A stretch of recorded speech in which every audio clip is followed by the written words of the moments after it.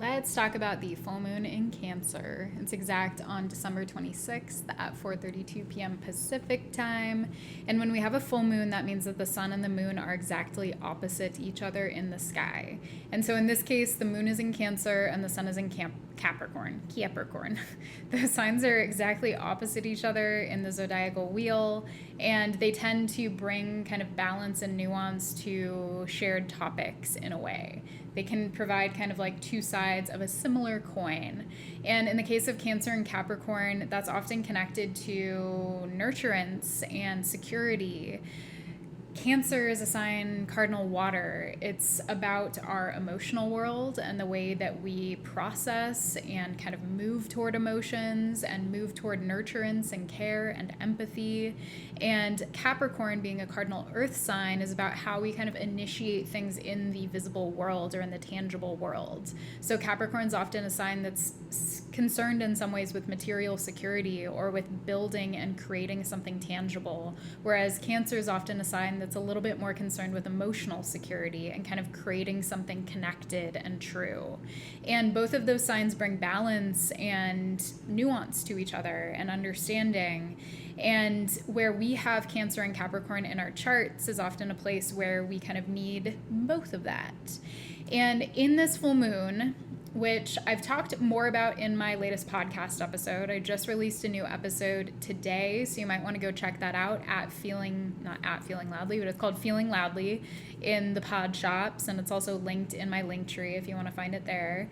I did talk about this for like 30 minutes and included a tarot reading for this lunation, so definitely go listen to that after this if you're interested in going deeper.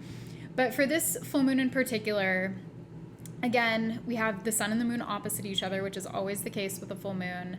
And there are some harmonious aspects that are being formed to the sun and moon by Jupiter and by Saturn.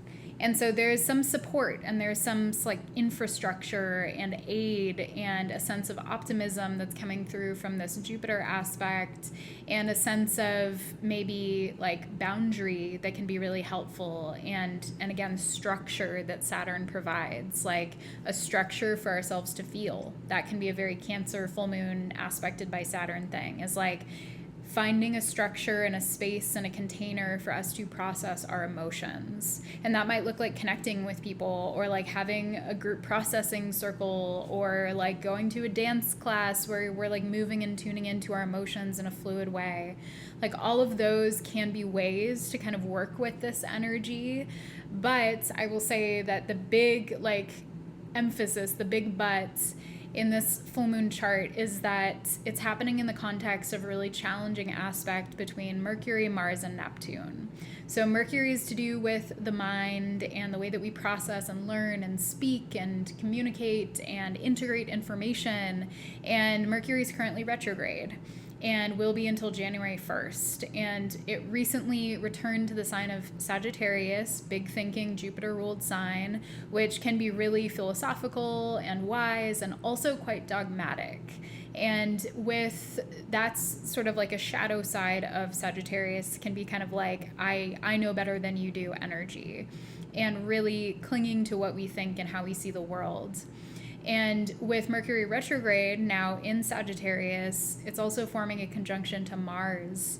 And Mars is a hot planet. It's connected to the ego. It's connected to what we desire and how we like aggress or move towards something. And when we pair Mercury retrograde with Mars, it can get very fiery, and it can get volatile and aggressive, and we might be fighting over our beliefs and kind of thinking that we know best, or thinking that other people have ill intention, which is emphasized because both of these planets, Mercury and Mars, are also forming a hard aspect, a square, 90 degrees, to Neptune in Pisces. And so there's this extra flavor of illusion and anxiety and fear that's being injected into our communication. You might feel a lot of like ego drives this transit, and especially this week, where you really want to fight. You really want to like get in the trenches and hash it out with people. You might rush to react instead of pausing to consider. And you might really think you understand what someone means, but you might completely misunderstand them, and vice versa. And so I mentioned in the podcast that this is a good time to hold back from reacting really quickly, from responding really quickly, from posting online or getting in fights with people. And that might be hard because you're most likely to kind of feel that call, feel that beckon to do so, because everyone else is experiencing this energy too. But it's very, very likely that your first read of something or your first time hearing something is not going to give you the full picture. I would encourage you to reread a text, especially if it's a tough one, to reread it and like pause and come back to it a couple hours later and see if it lands the same way, because it's likely you're not getting all of the context that you need, and that the details will be fuzzy, the tone will be off. It's very likely we're projecting our own emotions and our own beliefs onto what other people are saying, and then taking that as the truth. And then that can lead to us responding from that place of a lot of aggression and assumption, etc., attack, whatever, and then that leads someone else to be defensive, and then it turns into this back and forth that doesn't really lead to understanding or clarity. And so it's best to take a pause. Again, take a beat if you can. If you need more time to process something, ask for it or communicate that if you're having an interpersonal conflict. If it's like an online thing and you see someone post something and you're like, oh, that sucks, like that's wrong, try just like, again, putting your phone away for a little bit and coming back to it later, or just forgetting about it and saying it doesn't matter and I can just like go on with my life and this is not consequential. So really try to check yourself and see, like, is this coming from a place of need, like authentic need? Like, do I need to engage in this? Or am I wanting to? Is there an egoic part of me that's driving me to chime in, driving me to speak up, driving me to say something?